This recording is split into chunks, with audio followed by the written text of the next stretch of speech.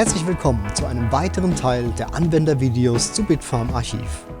Ich freue mich, dass Sie immer noch dabei sind. Zuletzt haben wir uns mit den Daten beschäftigt, die zu den Dokumenten im DMS vorgehalten werden und wie wir diese bearbeiten und organisieren können. Nun wollen wir uns zwei weitere Funktionen anschauen, bei denen es um Verbindungen der Dokumente untereinander geht. Dokumente im DMS haben eine Geschichte. Zunächst einmal jedes einzelne von ihnen. Diese können wir über die Historie einsehen, die auf der rechten Seite zu finden ist. Hier kann nachvollzogen werden, wer zu welchem Zeitpunkt welche Änderungen an einem Dokument ausgeführt hat. Aber Dokumente haben auch eine Geschichte, die sich aus dem inhaltlichen Zusammenhang mit anderen Dokumenten erschließt. Zusammen mit diesen bilden sie eine Art Akte im DMS. Befindet sich ein Dokument in einem solchen Verbund, wird dies durch den gelb aktiven Knopf Verknüpfungen deutlich. Über einen Klick sehen wir, in welchen Akten das Dokument Bestandteil ist.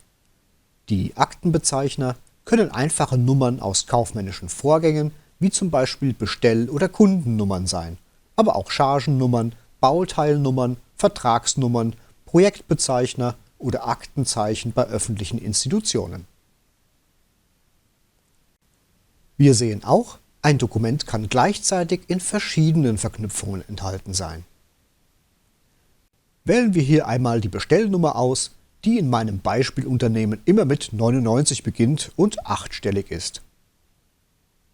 Nun wird der gesamte Einkaufsvorgang zu dieser Bestellnummer dargestellt, bestehend aus einer Anfrage, dem Zuschlagsangebot, der Bestellung, AB, Lieferschein, Rechnungen und gegebenenfalls Reklamationen. So könnte sich die Sichtweise eines Einkäufers darstellen. Noch einmal zurück. Jetzt wählen wir die Projektbezeichnung aus und wir erhalten Kalkulationen, Pläne, Dokumentationen, Eingangs- und Ausgangsrechnungen für die benötigten Materialien. So könnte die Sichtweise eines Projektmanagers aussehen. Die angezeigten Dokumente stammen übrigens aus unterschiedlichen Archiven, wie wir in der Infozeile erkennen können. Die Darstellung in der Liste ist also archivübergreifend. Je nach Einstellung in den Viewer-Optionen werden die Zusatzfelder dargestellt und können direkt bearbeitet werden. Ist das nicht der Fall, können wir über die rechte Maustaste oder mit STRG U zum Ursprungsarchiv wechseln.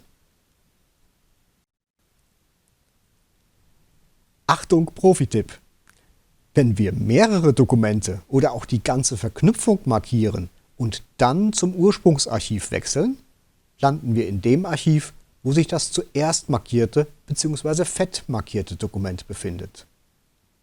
Alle Dokumente, die aus dem gleichen Archiv stammen, werden dabei mitgenommen.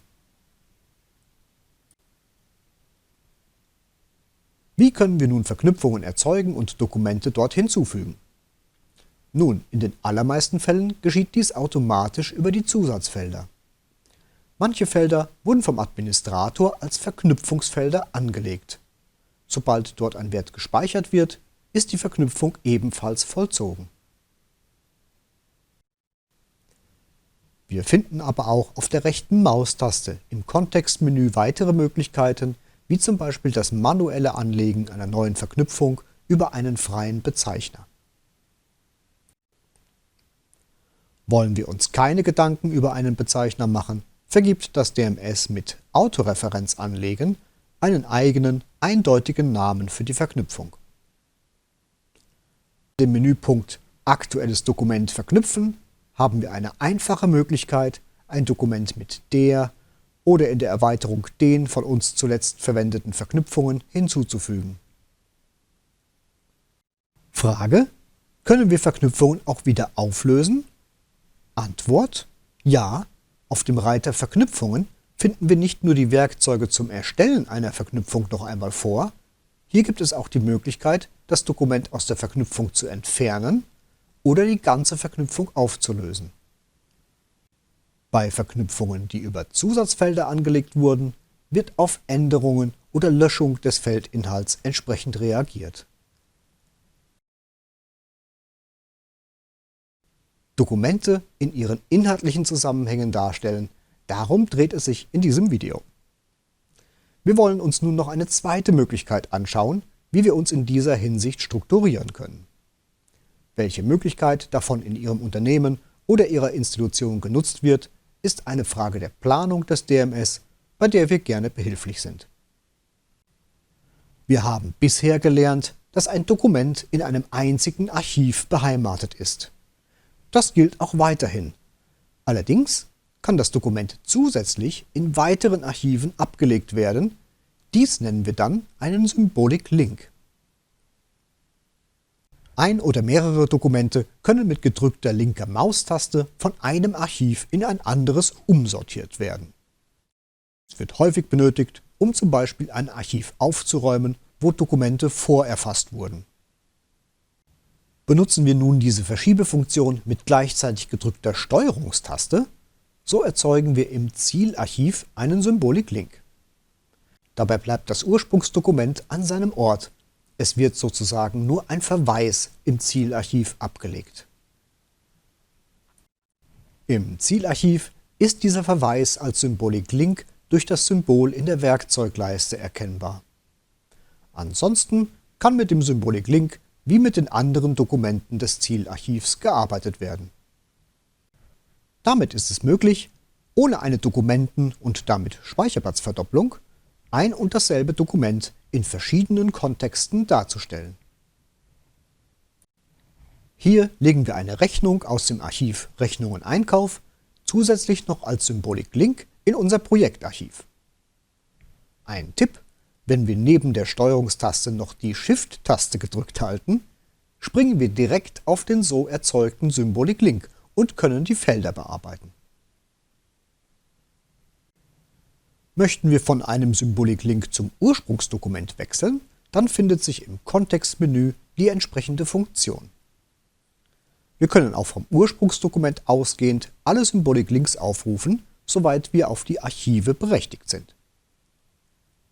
Ebenfalls abhängig von unseren Berechtigungen können wir einen Symbolik-Link auch wieder löschen. Dadurch, dass es sich bei einem Symbolik-Link um das gleiche Dokument wie das Ursprungsdokument handelt, sind auch die Annotationen die gleichen.